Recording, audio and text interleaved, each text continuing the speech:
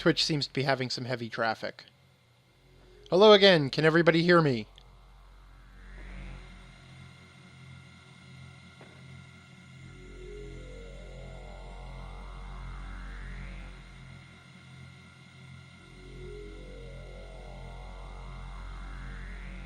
I'm just waiting to get confirmation that I actually have sound.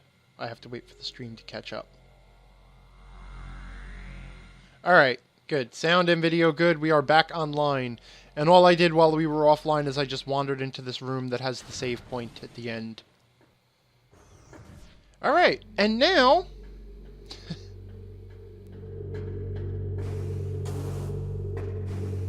now it is only natural to continue on in our exploration of the Phazon Mines. But we're going to find that we can't get much farther than this.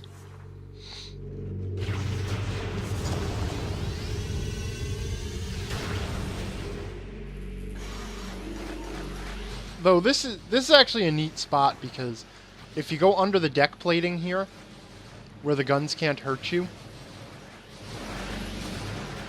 and come out the other side, whoa, and don't roll all the way out into the hallway where the guns can hurt you. Alright, I got the control console for the guns are here, and you can power them down, which is kind of neat. Alright, so anyway, power bombs in hand.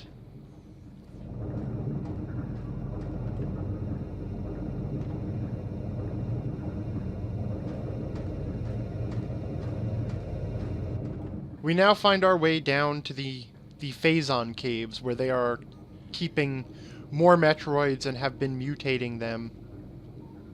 And if we scan the right thing,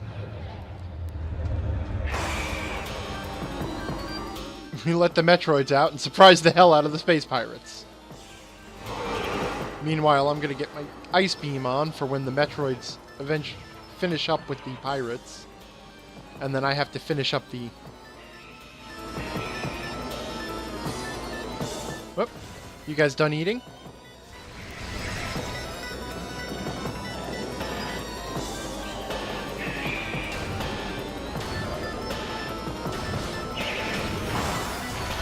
There we go.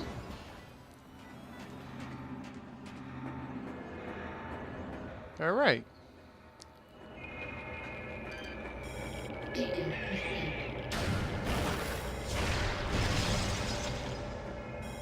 And meanwhile,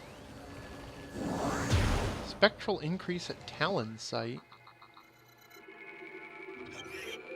Oh. And the game now tells me, hey, you're going in the wrong direction, stupid. And it wants me to head all the way back to the Talon overworld. And actually, I kind of have to, because there is absolutely no way for me to proceed here. If I fall into the Phazon, it will kill me. There's no way to get out of the pit on the other side. So, have to head back the way I came. Meanwhile, I'll just make sure that we didn't miss any useful scan data in here. I'm half tempted to just give up on the whole 100% scan thing at this point. And just say, hey, if I get all the items, I'm a happy camper, but... Alright, nothing vital. Alright, so now, having penetrated halfway through the Phazon Mines, we now begin our journey back up to the surface of the Phazon Mines. And back the way we came. Oh, you guys are back, huh?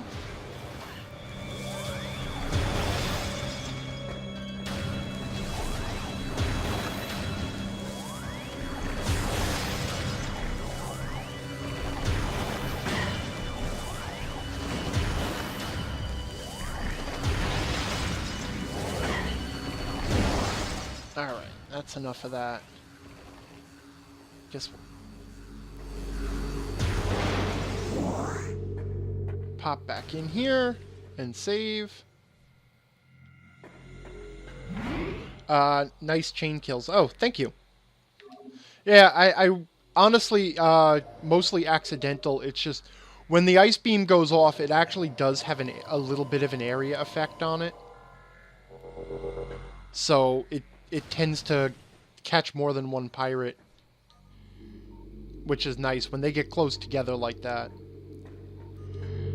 Now, to get back out to reach the door, I actually have to get up on these weird lighting panels in the ceiling. And so here's the thing. Like, I've been trying to figure out what's up with the lighting effect on these, which I just fell off of. Fuck. I'm tired of the platforming here. Because it actually provides a neat little...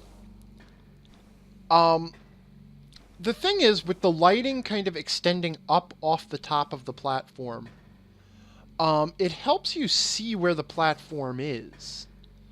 You know, as you're jumping to it, even in first person, you still kind of have a sense of where the platform is while you're in the air, which is a really neat effect. And you see it here, and then you wonder, why didn't they do that anywhere else? Why didn't they find an excuse for other platforms to have glows or edge effects or other things like that? Because it really is helpful in that instance, and it helps out with the problem of not being able to see where your character is, not having a sense of yourself in the space.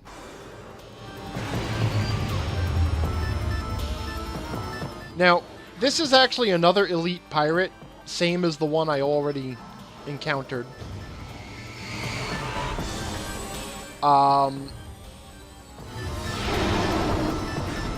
I should let him show off. Okay, so he actually has this... When he holds up his hand like that, he will absorb all attacks.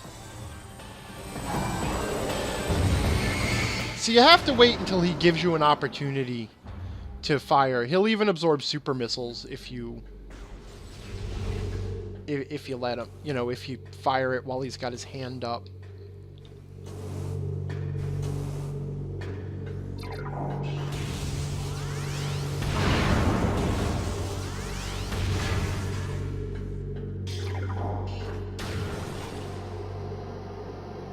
And now back here in the room filled with poison, I can access this vent in the floor because it's made of bendesium. And roll through to the vent controls, which are, of course, right behind the ventilation fans. This is the only way to access them, of course. So, and then it takes out all those puffers and actually exposes an energy tank for me. And you'll find that in general, one of the things that the game tends to do is it makes energy tanks it makes most of the energy tanks very easy to find. And it does that on purpose because the energy tanks, you know, having enough energy is sort of vital to completing the game. And so it tends to put... I'm off a little bit, huh? There we go. Let's do that. So it tends to throw energy tanks into your path or very near to your path, so that they're harder to miss than, say, the missile expansions, which are much less vital. You know what, now, actually, someone asked about it, and it's got me a little bit worried that I did not get a scan on the stealth pirates, and it looks like I didn't. Oh man, but they are a pain in the ass to scan, aren't they?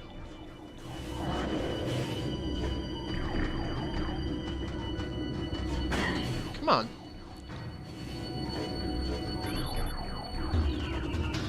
Damn it, I got the computer console behind him. Where are you? I still do not understand why the game shuts off your radar when you're in another scan mode.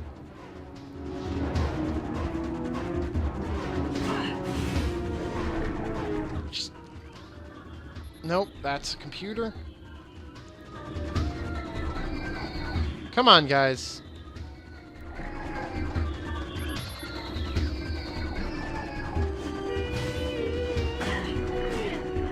The problem is if you're too close to something, you can't lock on with the scan visor. So you gotta kind of back away from them. And they want to get all up in your grill and use the and use their little, like, wrist bayonets. Now, at the same time, I mean, you have to hold the scan for a little while before you'll get the data. But the nice thing is that it actually remembers how much of a scan you had built up on, not just on a creature, but on a classification of creatures. So each time I'm getting just like a little part-way scan of these pirates, it is getting me closer to the thing. You can see now I'm like, I guess about 3/5 of the way to having them completely scanned.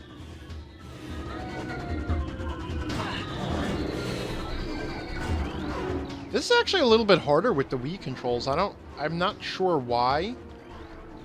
I'm not sure what the difference is. Get out of my way. Great, they've got me backed up in the corner.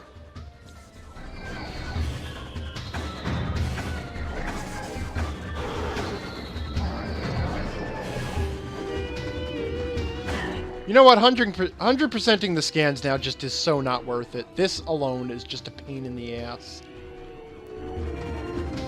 I could have sworn I already got a scan off these stealth pirates, though.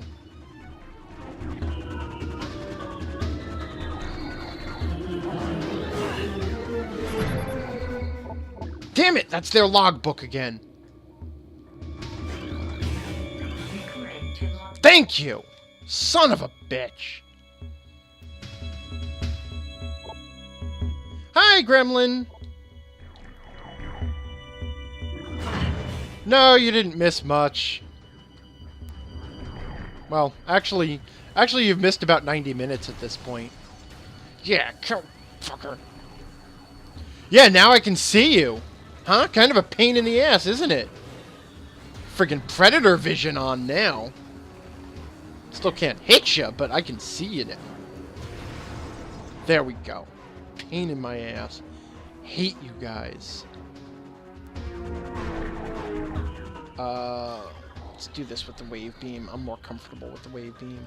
Yeah, I see you hanging from the ceiling there, you ass.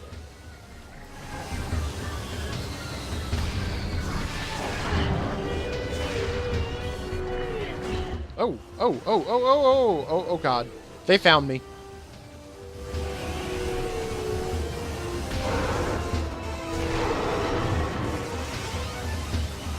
You know what? Eat Wave Buster, bastards.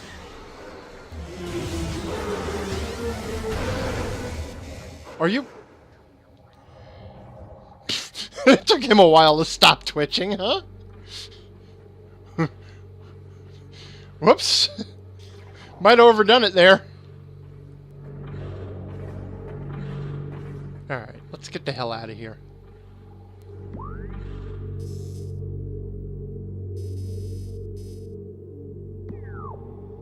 Up this way.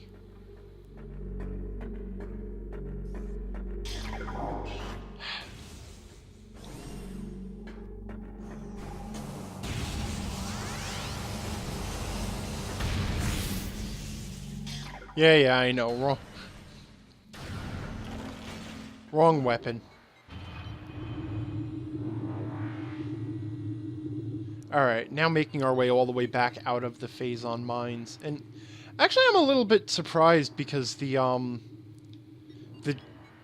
little GPS stop flailing around and go here system sent me to the Talon overworld, but there's another power-up here that I should be getting first. And, oh, uh-oh.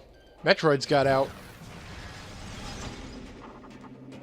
Yeah, it's interesting. The Metroids are actually kind of a pushover in this game.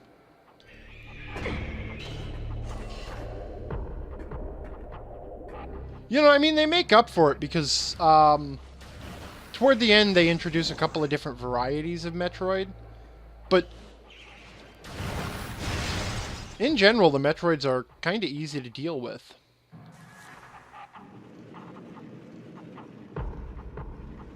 So now, with the power bombs, where's the red track? We can go back up to the red track, and I didn't show this off when I first came down. I just went in the door and and continued on. But there is actually another console over here that unfortunately has a pile of bendesium rubble, which is cleared by a power bomb. And now this allows us to put the final the final one into position, the yellow track, and then we drop down to the second story.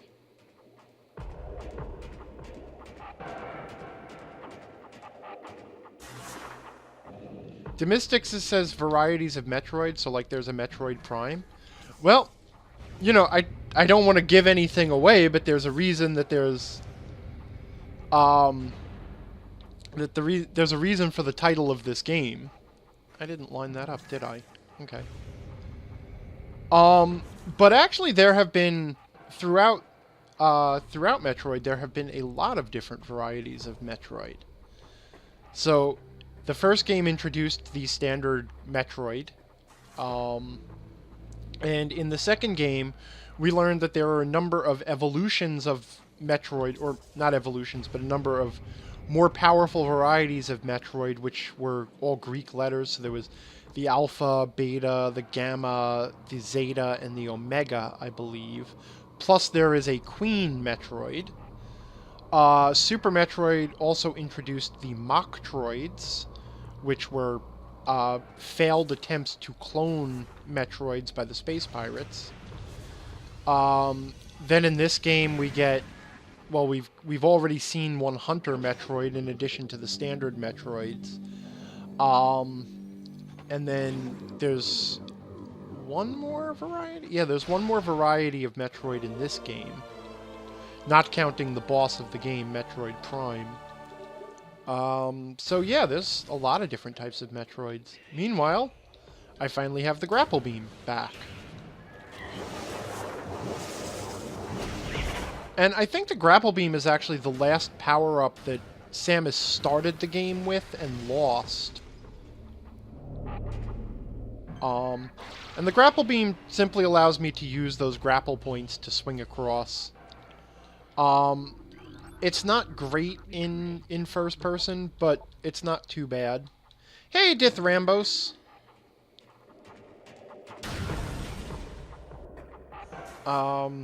And now we can actually take a shortcut back out the rest of the way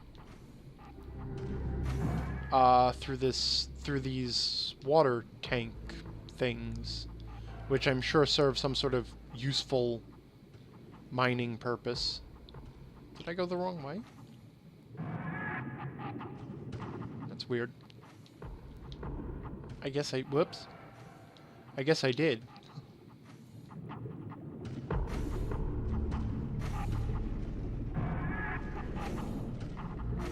Oh, there's another. There we go. Alright, and out the Morph Ball dispenser, and we are now back.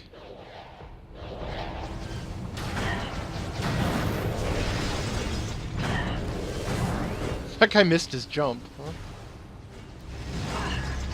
Shoved me right back through the door. So I haven't really talked about the doors in this game because, every once in a while you'll notice that the door Enough! Every once in a while you'll notice that a door takes a long time to open, and the reason that they do that is because they actually, the doors are there to mask loading times. So what would, if an area beyond was taking a long time to load, the door wouldn't open right away. So the doors were there to slow you down. In addition, the fact that you have to change beams back and forth to open some doors is also a tactic to slow you down just a little bit. I want to say it was the in the European release of Metroid Prime, they attempted to use a fast loading system to load the areas more quickly and efficiently. and it had some sort of bug where occasionally, while the door was trying to open, after while it was loading the area, the game would just crash on you, which was a little bit of a problem.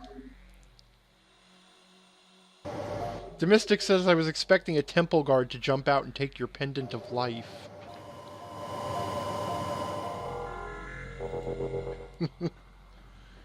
God, what was with the kids on that show? I think I've done this before, but I think someone brought it up in the chat before. Oh, and we're gonna go ahead and dip back into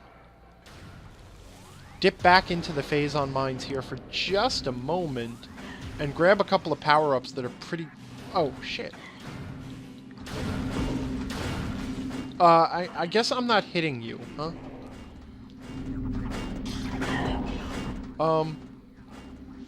This is interesting.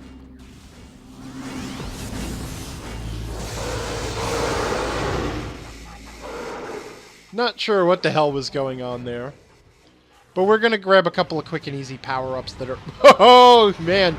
You picked the wrong time to wander up to me, didn't you?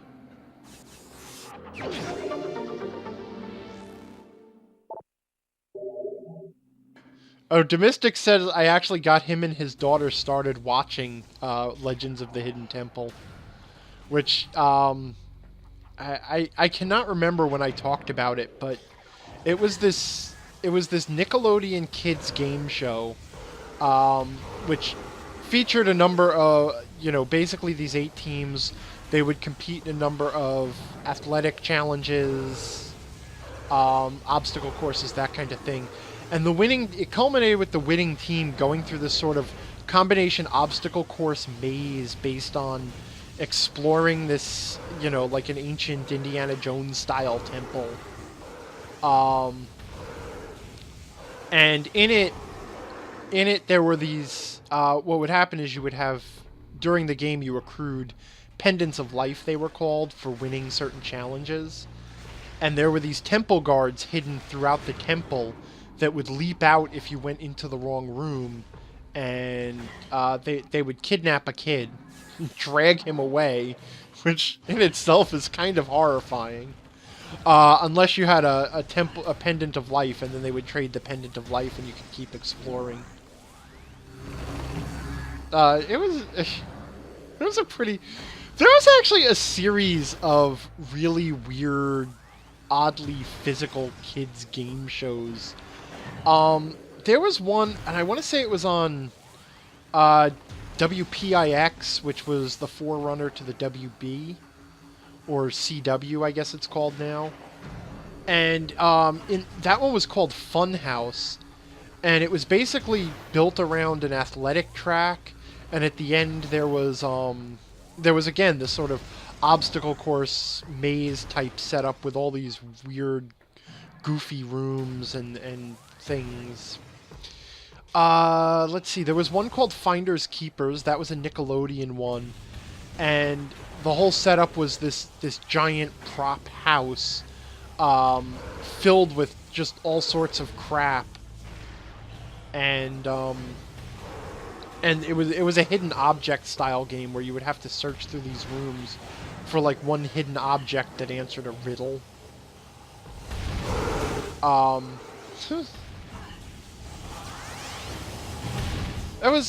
These are all sort of I guess takeoffs on the Double Dare formula, except they all seem to dispense with most of the trivia questions. And then, where the hell am I even trying to get to? Oh, okay. Yeah, there's this guy. This guy... Now, this is interesting because this is the Bendesium pod. And I'm out of power bombs. Oh, son of a bitch! And I haven't picked up any power bomb ammo? Oh, come on! I don't want to have to come back for this. Well, I guess I'm going to head through here again, and I missed the platform jump. Damn it all!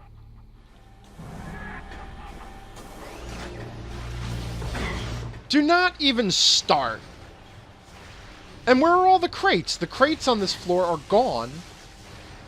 I was hoping that maybe I would get lucky and one of the crates would have some power bomb ammo in it. Son of a bitch. Now I'm going to have to come all the way back through here. Well, I guess I have to anyway. To open that tank. Which you have to do. It's not even an optional pickup. Where is the exit now? Why can I not find the door out of this room now? I should be looking at it. Oh, because it's in the floor. Alright. Well, that was all utterly pointless. Whoops. Damn it! That was the wrong thing. I'm getting close to the 2-hour mark anyway. I should be calling it quits. You know what? Just leave me the hell alone. I don't even care.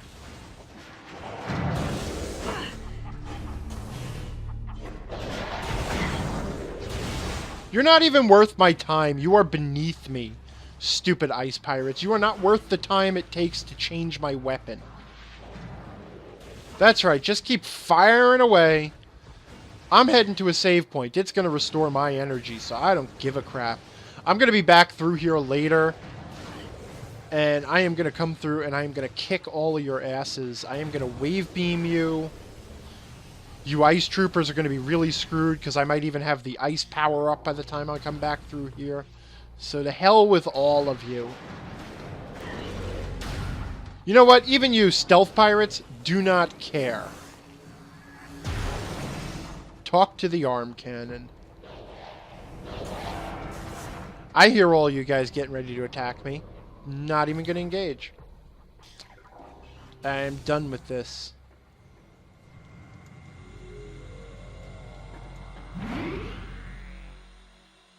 Alright.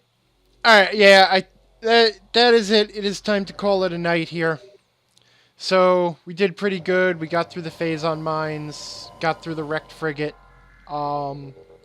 Next time we'll be returning to the Talon overworld. So, thanks everyone who hung out. Had a really good turnout tonight. Thanks Darabim, Gremlins, Demystics, Mad Adventurer, Rings D&D. Trying to remember who all was here. Because for some reason my viewer list doesn't populate very well. Oh, Dith was in here. I don't know if I said him. Mad Adventurer. Anyway, thanks everybody who hung out. I will be back in a week, and this will be up on YouTube in a little while. Well, in a couple of days. Have a good one.